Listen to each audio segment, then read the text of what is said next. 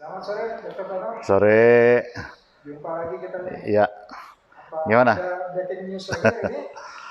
Nggak ada. Cuman kita ada hal yang penting ini untuk masyarakat kita sehubungan dengan COVID-19 ini, yaitu sekarang mau menghadapi bulan Ramadan, apalagi mau Lebaran. Yang jadi masalah ini orang pulang kampung ini, mudik ya. Tradisi kita nih. Ya. Mudik semua. Nah, di mudik ini kita ingin memberikan data-data dari Tiongkok, bagaimana sebaran usia dan gejala, yang bergejala dan yang tidak, kemudian dari Jerman, dari Itali, dari Spanyol, kemudian angka kematiannya. Oh ya, menarik tuh kan waktu kasus semula di Tiongkok itu kan mereka pas Imlek ya ada tradisi mudik juga. Ya. Sebetulnya belum Imlek itu, sehingga andaikan Imlek itu sesuai diperbolehkan, itu luar biasa penularannya. Oleh karena itu hampir sama nih momennya ya. Oleh karena itu kita bahas mengenai bagaimana mudik ini membahayakan atau tidak. Ya. Sangat penting sekali tuh. Ya, kalau kita lihat Aris nih, kasus penularan COVID-19 ini melalui aktivitas pulang kampung dari Jakarta atau daerah terdampak. Nah, ini kalau kita lihat Jakarta ini Jabodetabek ini epicentrum, ya. Coba kita lihat ini ada di Purbalingga nih, ya, meninggal karena COVID-19, sehingga orang yang datang ke sana itu dikasih gelang katanya. Nah, ada pulang kondangan dari Jakarta positif kena, dan di kompas.com ini ada riwayat pasien dari Gunung Kidul ternyata positif dan bantu hajatan. Nah, ini akan menyebabkan penyebaran. Di Banjarnegara juga demikian, pulang mudik, dan Pak Ridwan Kamil kemarin ada seorang dari Ciamis, anaknya pulang nengok orang tuanya, kemudian orang tuanya sakit, positif, anaknya juga positif, dan dirawat di ICU, berita 2 hari yang lalu, ya. Nah, ini juga dari Malang. Mahasiswa pulang dari Malang positif terkena corona. Kalau kita lihat kasus nomor 1, nomor 2, nomor 3 itu epicentrumnya atau klasternya itu kan ada orang Jepang dari Malaysia kalau nggak salah datang ke Jakarta, tertularlah anaknya, ibunya, kemudian baru lingkungannya, ya. Jadi sangat bahaya kalau kita masyarakat tidak sadar pulang ke kampung, apalagi menengok orang tua yang tadinya mau silaturahmi bahkan menjadi petaka. Nah, kita lihat ya, ini kita lihat beberapa kasus yang sebetulnya bisa dilokalisir, karena ini bagus untuk jadi contoh. Misalnya ini ada penderita COVID-19 adalah warga Jerman yang pulang dari Wuhan, ya. Jadi pulang dari Wuhan itu ada 126, ya, dari provinsi Hubei. Ya, Wuhan itu ada di Hubei. Dia terbang ke Jerman. Nah, ternyata penumpang itu tidak memiliki gejala. Kenapa? Setelah diperiksa sampai di sana dengan uji PCR, karena yang pasti diagnostiknya itu adalah swab PCR. Ternyata 1,8% positif corona. Ya. Anda bayangkan bagaimana ini di pesawat, ya. Di pesawat berdekatan 100 berapa tadi? 26 bisa tertular, dan ini menjadi masalah sebetulnya untuk Jerman. Kemudian kita lihat lagi yang monumental. Semua orang menyalahkan juga Jepang. Kenapa? orang sakit dikarantina di tempat sakit, sehingga banyak yang tertular di sini. Ya, kita lihat dengan menerapkan karantina di kapal, ternyata Jepang berhasil. Ya, kalau kita lihat negara-negara yang paling rendah saat ini dan paling cepat recovery-nya adalah Jepang. Jepang paling cepat, ya. Di samping Vietnam, kemudian juga Korea Selatan, ya, strategi-strateginya. Nah, di kapal ini ada 317 penumpang, 711 penumpang, ya.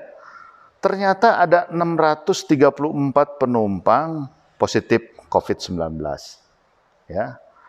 Kan bayangkan di perjalanan itu kan berinteraksi tiap hari. Dan tidak ke darat kan kalau kapal pesiar kan. Di sana ada mall, ada kolam renang, ada restoran, makan rame-rame, ketemu di selasar. Ini ternyata ada 634 penumpang, termasuk para kokinya itu dari kita yang dikarantina di bukan Pulau Seribu ya? Iya, yang dijemput oleh Pak Budi Karya itu. Di kita kena Pak Budi Karya, tapi nggak tahu dari mana ya. Nah, bukan dari situ saya kira. Tapi jelas ada kontak dengan ini tapi semuanya negatif kan yang datang ke kita itu. Sudah dites dan tes terakhir. Nah, yang di Jepang sendiri siapa yang positif? Kita lihat ya. Kalau tadi kita perhatikan ada 17 yang asimptomatik. Nah, di Jepang ini pasien COVID-nya itu yang maksudnya di Jepang di Diamond Princess ini paling besar adalah antara 60 sampai 80 tahun, ya. Ya, memang yang sering di kapal pesiar orang-orang tua itu ya. Jadi saya nggak tahu nih sebaran dari umurnya dari semua gitu ya. Tapi yang paling banyak kena adalah antara umur sekian. Nah, sekarang kita lihat ini yang paling penting dipelajari data di Tiongkok ya, di China ya. Ini ada penelitian. Kemudian kita lihat di Hubei ya, yang dipublish 20 Februari 2020.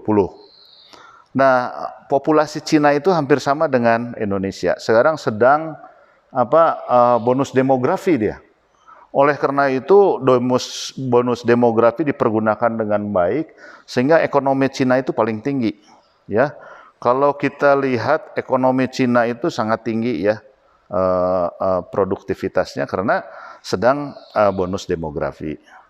Nah, kemudian kalau ini populasinya siapa yang kena kasus ya? Kasus terbanyak adalah di China ini adalah umur 50 sampai 59 tahun. 59 tahun, Maris. Jadi kasus yang terbanyak. Kemudian menurun ke bawah, tetapi kita nanti lihat simptomnya ya, simptomnya. Terus siapa aja yang mati? Yang meninggal, gitu ya. Jadi yang meninggal, angka kematiannya itu terbanyak adalah kelompok usia 60 sampai 79 tahun. Ya. Jadi ini daerah rawan, ini orang-orang tua kita, ya.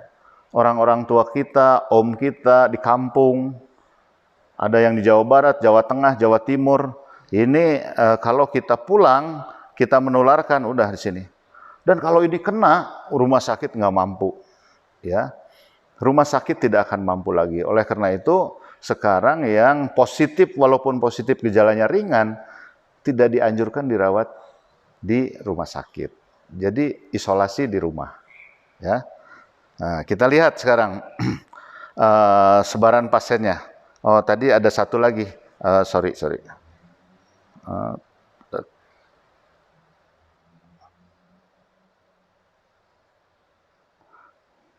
Nah, ini dilihat dari gejalanya. Jadi kalau ini yang biru ini adalah bergejala, ya. Yang putih ini tidak bergejala. Jadi makin muda ini tidak bergejala banyak, terutama di 10-19 tahun. Walaupun positif, tapi nggak kelihatan sakit. Tidak kelihatan sakit. Tapi walaupun bergejala, ini gejalanya ringan. Nanti kita lihat sebarannya ya. Kalau penderita di Hubei ini pada majalah JAMA ini, ya, kita lihat penelitinya Chonju Wu, gitu ya. Ada 72.314 kasus, ya. Yang positif itu konfirmasi 44.672 atau 62%, ya. Ini yang diduga. Nah, ada yang sama sekali nggak ada gejala, ya, 100%. Kalau kita lihat distribusi umurnya, paling banyak adalah antara 30 sampai 79 tahun, ya. Antara 30, ini penderita paling banyak. Nah, ini yang paling penting. Saya katakan paling penting spektrum gejala dari 44.000 ini. Yang mild ini paling tinggi, 81%. Itu berita bagus, berita jelek? Ya, untuk orang yang kena ya bagus ya. Untuk pandemi jelek. Epidemiologi jelek. Kenapa? Karena orang yang sakitnya mild itu batuk pilek, terus kemudian dia positif, dia menjadi penyebar. Oleh karena itu di Tiongkok itu, di Hubei itu di lockdown kan. Langsung dia tepat mekarantina wilayah satu Hubei itu, tidak boleh keluar. Kemudian itu mulai menurun dan hasilnya bisa kita lihat. Dan tidak boleh waktu itu Imlek bepergian. Imlek tidak boleh. Nah, di kita juga kalau andaikan ini tidak dilarang atau tidak dihimbau, ini bahaya sekali penyebaran penduduk dari daerah terdampak ke daerah-daerah, ke kampung-kampung. Sedangkan fasilitas kesehatannya tidak memadai di daerah-daerah itu. Bayangkan, spesialisnya aja kurang. APD sekarang kurang. Jadi ancaman ke depan nyata dong? Sangat nyata kalau tidak di-manage dengan baik. Ya, sangat nyata, terutama juga petugas kesehatan. Ini bahaya juga. Kita tidak boleh menganggap enteng ini. Bahwa oh dia nggak sakit, cuman batuk pilek, kita obatin, berkontak, bersalaman, oh terima kasih dokter. Kena. Karena ini lihat, mild itu 81%. Jadi gejala yang ringan itu 81%. Yang tanpa gejala kan tadi 1%. Tanpa apa-apa, nggak kerasa sama sekali. Tapi yang gejalanya ringan, mulai batuk pilek, kemudian demam sebentar udah hilang, sakit-sakit punggung. Kemarin kan jelas, ini yang seperti ini harus ditanya, apakah ada gangguan rasa atau gangguan indera pencium. Itu untuk COVID-19 kemarin sudah dipesankan, lakukan. Karena di kita di Indonesia ada beberapa yang kena, kemudian tidak begitu berat, indera perasanya hilang. Di medsos kan ada beberapa tidak merasakan. Gejalanya mulai dari situ. Dan kita sudah bahas itu di yang kemarin ya. Nah, yang berat itu ada 14%. Yang jatuh ke krisis itu 5%. Dan angka kematiannya ini hampir 70% yang kritis itu. Oleh karena itu, kita juga seluruh Indonesia dengan paru, orang hematologi, PMI, dan ini sekarang mulai mencari pengobatan alternatif antibodi dari orang yang pernah sakit, yaitu dengan serum konvalesen. Jadi serum dari yang sembuh. Karena ini ada penyakit baru, dia antibodi belum ada tuh di dalam tubuh. belum ada dalam tubuh, sehingga belum ada obatnya dan belum ada obatnya. Oleh karena itu, ketika dia kena ringan, menjadi punya kekebalan. Kekebalan itu diambil dari plasmanya, diobatkan kepada yang sakit kritis. Nah itu pengobatan nanti baru, dan itu sudah pernah dilakukan pada waktu flu burung ya atau Ebola. Nampaknya risiko yang severe dan kritikal ini pada usia yang lanjut. Ya, yang lanjut. Nah ini kita lihat angka kematiannya, case fatality rate, ya. Case fatality rate itu kebanyakan pada usia lebih dari 80 tahun di mereka, ya. Dan ini sesuai. Nah, ini teman-teman, Maris, ini kan kita bukan ahli epidemiologi, bukan ahli pulmonologi, cuman prihatin dengan keadaan ini. Kalau kita tidak membantu negara, siapapun pahlawannya itu adalah Anda nih, masyarakat. Kalau masyarakatnya disiplin, cuci tangan, sekarang pakai masker nih. Saya nggak pakai masker karena di rumah jarak dengan Anda juga 3 meter lebih. Nah, itu adalah pahlawan. Kalau Anda disiplin, masyarakat disiplin itu pahlawan, bukan tenaga kesehatan. Seluruh masyarakat yang front line-nya juga ya? Iya, kalau dia tenaga kesehatan tuh pahlawan untuk orang yang kritis gitu ya. Pahlawan untuk orang-orang kritis. Sedangkan yang sakit kan banyak yang tidak kritis gitu ya. Oleh karena itu untuk mencegah yang kritis ini jangan menyebarkan. Artinya mencegah yang kritis, kalau Anda sayang pada tenaga kesehatan, jangan mudik. Itu kata kuncinya. Saya saja sekarang udah hampir 3 minggu nggak bisa nengok orang tua. Kasian, padahal jaraknya dekat. Saya video call aja. Nggak berani ya. Nah, kita lihat data ini bagus sekali ya. Ini data pada 3 negara besar. Jerman, Italia, kemudian Spanyol. Ya. Eropa semua. Bisa dibesarkan di itunya? Ya. Nah, ini di Jerman kita lihat ya. Di Jerman angka kematiannya itu lebih rendah dari Italia maupun Spanyol. Kita lihat, di Jerman ini hampir tidak ada yang meninggal di usia di bawah 50. Ya. Jadi yang meninggal itu adalah antara 50 ke atas, ini 50, 60, 70. Dan 80 paling tinggi ya, 10. Ini per tanggal 24 Maret. Ya. Tanggal 24 Maret ada kematian ini. Ya, di Jerman. Paling rendah. Oleh karena itu dari Italia ada yang pergi ke Jerman berobat. Kenapa? Karena di Italia itu cukup tinggi, terutama di atas 80 tahun. Ya, kalau saya ngobrol-ngobrol sama orang dari Italia, di sana itu kekeluargaannya baik. Dan betul, saya ada 2 teman di sana, orang Indonesia nikah dengan orang Italia, kekerabatannya itu tinggi. Ya. Riung ya, kayak itu mafioso ya, itu kan good father ya. Nah ini udah dari muda dia sudah, kalau kita lihat trennya ini udah mulai meningkat, curam sekali ini tanda ya. Coba Anda lihat, ini di Jerman nggak ada yang di bawah 50, tapi di Italia angka 30 tahun udah ada yang meninggal, ya. Demikian juga di Spanyol, walaupun angkanya lebih rendah daripada Italia, ini kan lebih rendah ya.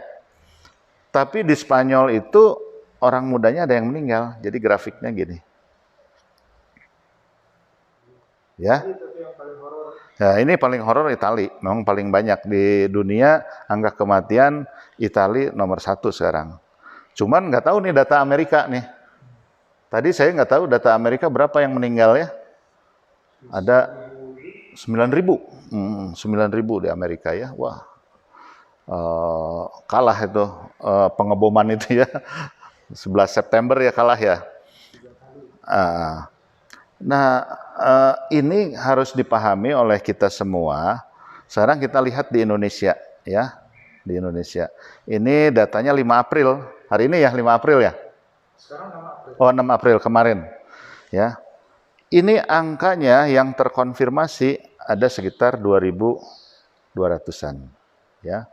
Ini angka yang dilaporkan, ya. Yang dilaporkan. Angka sebenarnya kita nggak tahu. Karena kita masih ada kekurang banyakan tes, ya. Nah, saya belum melihat rapid test, ya. Rapid test yang ada. Ini ada klaster Sukabumi misalnya di Jawa Barat kan, ada di tempat kepolisian itu ada 300 yang positif konon, ya. Menurut media. Kemudian ada beberapa juga yang positif gitu ya melalui tes. Tapi rapid test itu kan harus diulang, ya. Karena belum tentu dia positif, harus menunggu swab. Tapi begitu rapid positif, seseorang harus di lockdown, harus isolasi, ya, isolasi mandiri. Karena kita nggak tahu, bisa dites lagi jadi negatif, bisa juga memang positif gitu ya. Oleh karena itu rapid test itu tidak bisa memastikan, hanya petunjuk, ya. Kecuali rapid test PCR, ada rapid test PCR. Cuman kalau punya di kita adalah serologis gitu ya. Rapid test PCR itu ada di Korea kalau nggak salah dilakukan. Dia memetakan 300.000 dari 52 juta penduduknya kalau nggak salah di Korea itu, sehingga bisa dipetakan mana aja daerah ini. Sebetulnya kita juga sudah terpetakan daerah-daerah yang wabahnya itu udah kelihatan, ya, jelas epicentrumnya Jakarta, ya, di kita. Nah, ini angka kematian merah, angka sembuh negatif. Sampai hari ini tadi saya lihat angka kematian masih lebih tinggi daripada yang sembuh. Ini grafik belum bagus nih. Angka kematian lebih tinggi dari yang sembuh, ya. Kalau dia mau ini di beberapa daerah angka kematian kemudian nyalip jauh grafiknya itu. Jadi angka kesembuhan makin banyak, angka kematian makin turun harusnya. Itu udah mulai tanda-tanda perbaikan. Ini kita masih belum bisa. Oleh karena itu, janganlah mudik. Ini grafiknya masih begini. Grafiknya masih begini. Ya, angka masih ganas. Kita nggak tahu bagaimana. Nah, ini kita lihat, kalau kita lihat aktivitas mudik, ya. Kalau kita lihat orang mudik, Jakarta itu berapa sih penduduknya, Haris? Jabodetabek 31 juta. Ya, kalau Jakarta ini 31 juta, ya. Hampir 44%, ini tahun berapa nih? 2019 ya, tahun kemarin. Ini mudik. 44% loh mudik. Orang Jakarta, Bogor, Bekasi, itu 44% mudik ke kampung-kampungnya. Jakarta, Bandung, Jawa Barat, Jawa Tengah, Jawa Timur, Sumatera Selatan, Lampung, dan lain sebagainya, ya, Medan. Ya, jadi ada hampir 15 juta yang mudik. Bayangkan bagaimana epicentrum kalau misalnya ini positif menularkan di daerah, saya nggak bisa membayangkan ini, ya. Saya nggak bisa membayangkan. Ngeri kalau kita lihat data, ya, kita lihat data. Ya, yang datang ke Jawa Barat saja ada 24%, 25% lah dari total pemudik. 3,70 juta. Pak Ganjar ini, Pak Ganjar harus hati-hati nih. Jawa Tengah, ini dengan Jogja kali ya, Jawa Tengah. Ada 5,61 juta pemudik tahun lalu. Kalau ini nggak bisa direm, ini epicentrum lagi di Jawa Tengah, ya. Katanya Solo kemarin udah nggak ada yang dirawat, ya, PDP. Kemudian ini Jawa Timur 1,6 juta. Jadi artinya Jawa ini terancam kalau semua tidak sadar mudik. Saya kira mudik itu kan katanya hak asasi. hak asasi. Nggak bisa. Pada saat ini adalah authority yang harus berperan. Ya, authority yang harus berperan. Kita harus larang mudik. Saya sih menganjurkan Anda tidak mudik. Nggak mudik kan?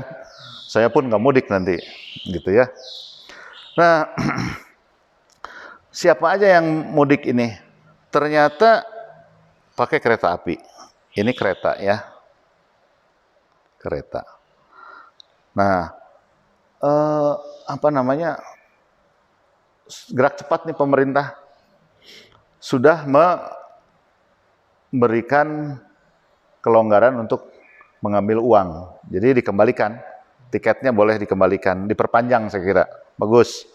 Ini udara, walaupun udara ketinggian sedikit, ini sekitar 6-7 juta pakai pesawat.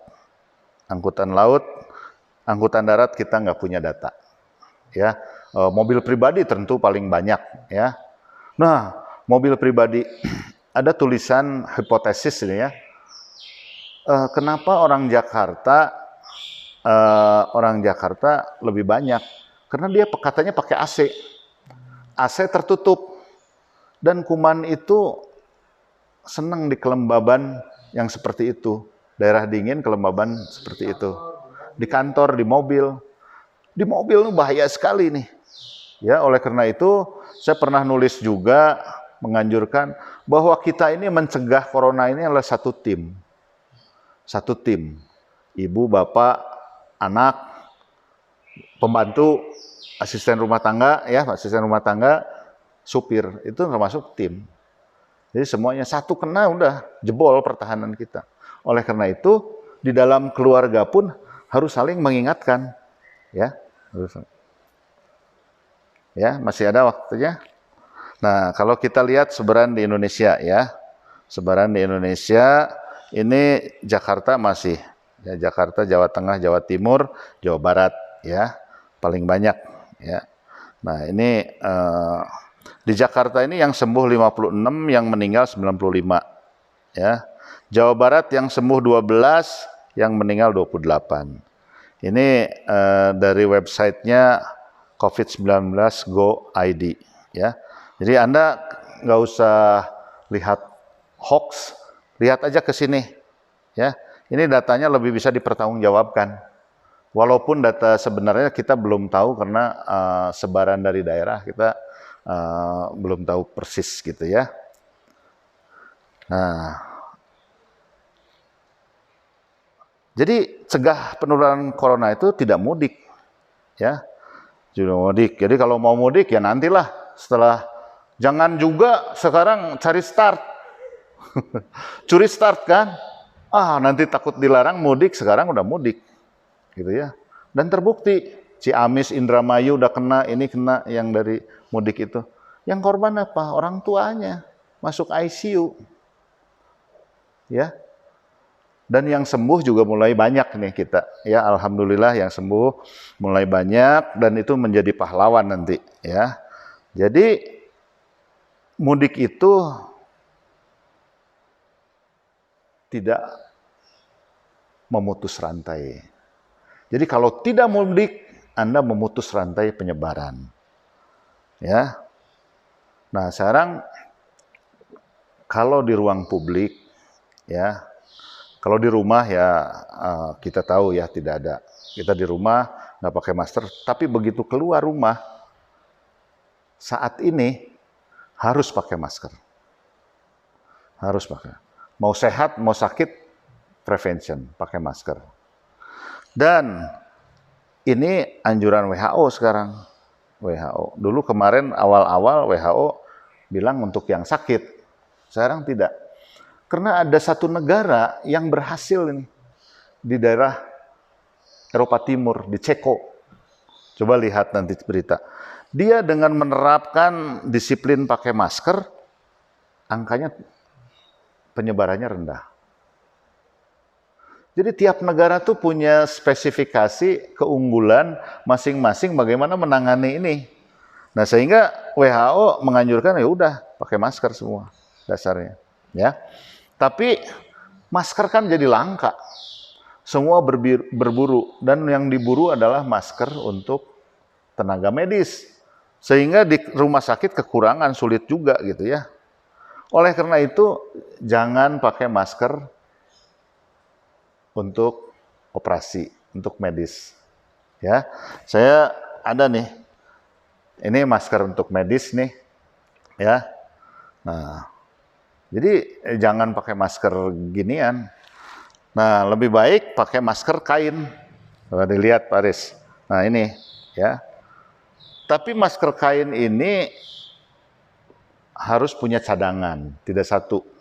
Jadi tahan bisa 4-5 jam. Jadi kan sekarang di rumah terus gitu ya. Jadi pakai masker kain, dan ini kalau sudah basah cuci, bisa dicuci nih, ya, dikeringkan, setrika, dipakai lagi nanti, pakai cadangan, ya, kalau keluar rumah. Nah, tanggal berapa? Tanggal 12 di Jakarta, Anda nggak boleh naik MRT atau naik busway ya. Pokoknya 12 itu tidak boleh naik kendaraan umum bila tidak memakai masker. Ya, penting sekali ini masker. Nah, ini terakhir Pak Aris, tolong ini adalah Anda adalah pahlawan ya saat pandemik. Siapa yang pahlawan? Ya Anda ini. Anda pahlawan. Ini Superman-nya adalah semua Anda. Semua Anda. Petugas medis itu pahlawan kedua. Pahlawan pertama adalah keluarga.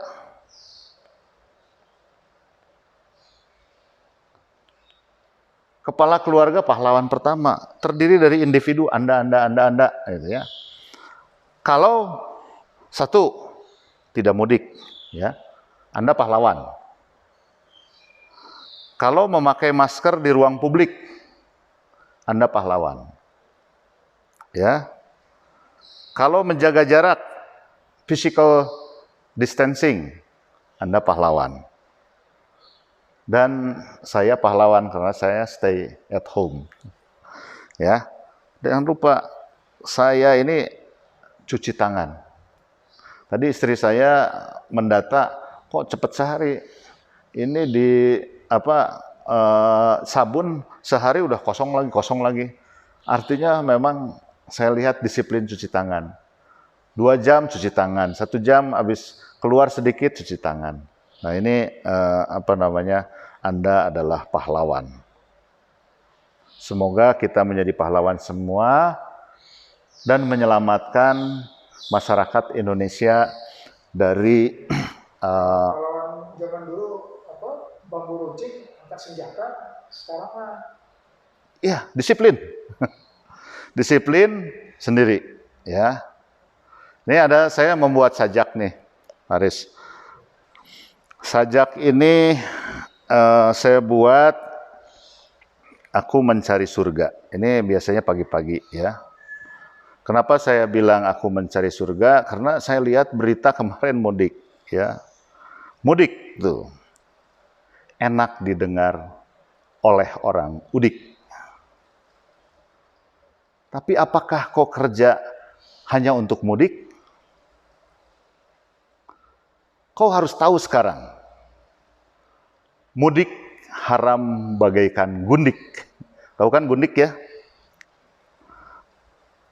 Tahukah kau, majelis ulama, ustadz, pemerintah melarang kau mudik, ya?